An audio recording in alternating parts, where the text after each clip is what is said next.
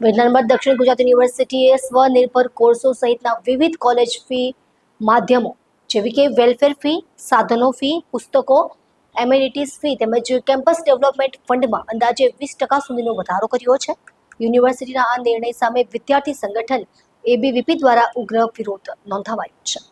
વિજ્ઞાનમાં દક્ષિણ ગુજરાત યુનિવર્સિટી દ્વારા ફીમાં 20% વધારો કરાયો છે। વિદ્યાર્થીઓ દ્વારા કુલપતિની કચેરી બહાર સૂત્રોચ્ચાર કરી વિરોધ કરવામાં આવ્યો હતો। એબીવીપીના આગેવાનોનું કહેવું છે કે કોરોનાની અસર અને વર્તમાન મહેંગાઈના સમયમાં વિદ્યાર્થીઓ પર આર્થિક ભાર વધારવો અસંગત છે। તેઓએ માંગ કરી છે કે યુનિવર્સિટી તાત્કાલિક આ નિર્ણય પાછો ખેંચે। એબીવીપી દ્વારા ચીમકી અપાઈ છે કે જો આ નિર્ણય પાછો લેવામાં ન આવે તો આગામી દિવસોમાં આંદોલનને વધુ ઉગ્ર બનાવવામાં આવશે। યુનિવર્સિટી કેમ્પસમાં તણાવની સ્થિતિને ધ્યાનમાં લઈ પોલીસે સલામતીના દૃષ્ટિકોણે બંદોબસ્ત ગોઠવ્યો છે। વિદ્યાર્થીઓનું કહેવું છે કે તેઓ શિક્ષણ માટે સંઘર્ષ કરવા તૈયાર છે, પણ આવા ફી વધારા તેમને શિક્ષણથી વંચિત કરવાની સરખામણીમાં આવે છે। नमस्ते, शुभम सिंह यूनिवर्सिटी अध्यक्ष की जवाबदारी। यूनिवर्सिटी प्रशासन अलग अलग कोर्सेस में फी 20% જેટલા વધારા કરી દીધા છે। આ સ્ટેટ યુનિવર્સિટી છે અને ગવર્નમેન્ટ યુનિવર્સિટી છે। તમે માનો એમએ ઇન જર્નલિઝમ પહેલા ફી 20,000 હતા અને અત્યારે 20% વધારા કરીને 24,000 કરી દીધા છે।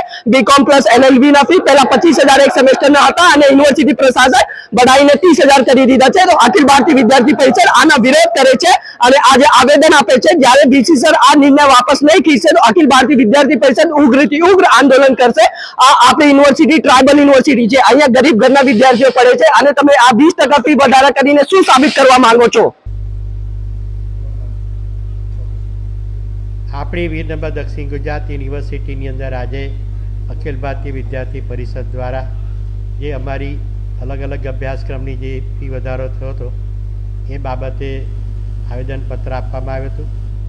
એના સંદર્ભમાં છેલ્લા 14 વર્ષથી અલગ અલગ પ્રકારે જે ફી જે છે એ વધી નહોતી, તેના માટે કારણ કે કર્મચારીઓ, શૈક્ષણિક અને વહીવટી અને તમામ વિદ્યાર્થીની આનુષંગિક સેવાઓ, લાઇટ, પાણી, વીજળી, રસ્તો, મરામત એ તમામ પ્રકારના ખર્ચાઓમાં 6 થી 7 ગણા જેટલો જ્યારે વધારો થયો છે